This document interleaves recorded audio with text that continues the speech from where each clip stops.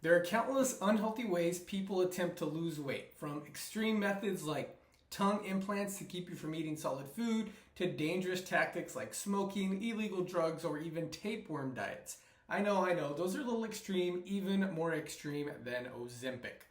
Then you have the risky quick fix approaches used by fitness competitors and athletes, many of which can be harmful or even life-threatening. On top of that, there's a whole range of mainstream diets like juice cleanses, extreme low-calorie diets, skipping meals, avoiding whole macronutrients for long periods of time that most of us have probably tried at some point. Although these strategies might vary in discomfort, they all have one thing in common. They do more harm than good. I'm Nick Garcia, certified health coach and nutrition consultant, and I've helped over 20,000 people over the last 18 years with a health-focused metabolism way of living. And in today's video, let's talk about 5 ways you could be killing your metabolism. All of these approaches result in a significant loss in lean muscle mass. And remember, lean muscle mass is what I like to call metabolically active tissue. That's a tissue that's going to be burning off your stubborn fat. This leaves you weak and with a slow, broken metabolism. When your body doesn't get enough calories, it goes into survival mode by lowering your metabolic rate, which also increases hormones that make you hungrier and more likely to overeat. That sounds miserable. Other side effects include nutrient deficiencies, dehydration, insomnia, hormonal imbalances, and many other things that lead to disease, just being unhealthy, and making it almost impossible for you to actually lose weight in a healthy way. To steer you away from these harmful practices, I'm going to review 5 of the most dangerous weight loss methods and suggest healthier alternatives. Number 1, slashing calories drastically. Cutting calories below your resting metabolic rate, the number of calories your body burns at rest, is a common fat loss tactic. However, when you dip below your resting metabolic rate, your metabolism slows down because your body senses a lack of energy, which inhibits fat loss. Severe calorie restriction also causes muscle loss, which further decreases your metabolic rate. Studies show that people who lose muscle during dieting are more likely to regain the weight as fat, not muscle, within 2 years. This leads to worse body composition and increased risk of inflammation, heart disease, and of course, more stubborn body fat. Number 2, excessive fasting. I know right now intermittent fasting has been popular for a while. I tell people that this is more beneficial. Intermittent fasting in general is more beneficial for men than women, is why I created the 3-week intermittent fasting diet to use something called metabolic fasting, which is a much healthier way for women to reap the benefits of fasting because it's very individualized. While fasting can help fat loss when done correctly, taking it too far can backfire. Skipping meals for extended periods elevates cortisol levels, leading to muscle loss, a reduced metabolism, and cravings for unhealthy foods. This can cause overeating when you finally break your fast. Not to mention, a lot of times you go into fasting thinking you could eat whatever you want. Not the case. Consistently high cortisol also disrupts insulin sensitivity, triggering inflammation, and setting you up for long-term, sometimes irreversible metabolic issues. Number 3, zero-carb diets. Low-carb diets can be effective in certain situations, but cutting out carbs for long periods of time is not sustainable. Carbs provide essential nutrients, fiber, energy, plus drastically changing your diet often leads to frustration, feelings of deprivation, which can cause binge eating. Remember this one thing.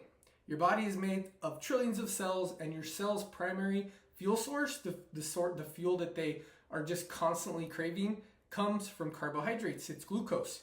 If you don't give your body carbohydrates, it goes after your muscle tissue and takes it out of your tissue so it could feed itself. These are the cells. So while keto diets, low-carb diets are beneficial, you want to keep it to no longer than 3 weeks at a time, and then introduce the right types of carbs after that. And then you can go into a more carb cycling way of eating where you don't have to avoid your favorite carbs for long periods of time. You can still drink, you can still eat pizza once you get to your ideal maintenance weight. Also, many nutrient-rich foods like fruits, vegetables, and whole grains are carbs, and they play a crucial role in filling you up and supporting your health. Number 4, quick fix supplements. We know all about those nowadays, especially with a couple of name brands going around right now. While some supplements can help you with fat loss, when paired with exercise and a healthy diet, they are not a magic solution. Quick fix supplements that promise fast results often come with dangerous side effects like cardiovascular strain, adrenal fatigue and stress, and liver damage. Ultimately, sustainable habits are far more important than supplements. And finally, number 5, combining rapid weight loss methods. Athletes and competitors sometimes combine extreme weight loss techniques like cutting calories, cutting carbs, and water to achieve rapid results. However, this can lead to muscle loss, dehydration, nutrient deficiencies, impaired performance, and health problems. Dehydration in particular can be harmful. Even a 2% drop in water weight can affect your focus, energy, and well-being. In very extreme cases, it can lead to heat-related illnesses and even worse. So what's the takeaway? These methods might deliver short-term results, but they come with the long-lasting health consequences, specifically to your precious metabolism that you need to protect with all of your might.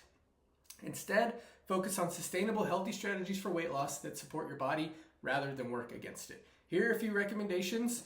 Tip number 1, shoot for gradual weight loss in the range of 1 pound a week. Be sure to eat a wide range of healthy, high-quality fats, proteins, and carbs. Don't shy away from intense metabolic resistance training. Strength training helps maintain strength and metabolically active muscle tissue. Do short interval trainings instead of long duration cardio.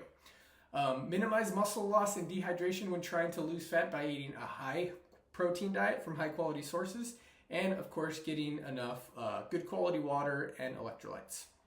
When going low carb, take the long view. Short-term low carb diets for a few days, 21 days max. I guess you could go 30 days if you were a healthy person. You need to be very conscious of not going too low carb for a long period of time, because time and time again, people go keto. Keto's diet's awesome. I wrote a 3-week ketogenic diet. Over 12,000 people have gone through that program. It is beneficial, but you gotta know how to do it right. Number 6, try carb cycling. This is my personal favorite way of eating. Once you've hit that maintenance point where you can cycle your carbs with high carb, medium carb, and low carb days. Ideally, you pair this with your exercise. So I also wrote a carb cycling program. You can find all of these in the description if you're interested in learning more. But you can just literally follow what I say in this video and see awesome results. But I would appreciate it if you tried. Number 7, don't rely solely on the scale. Test your body fat using reliable skin fold tests. Do the measurement.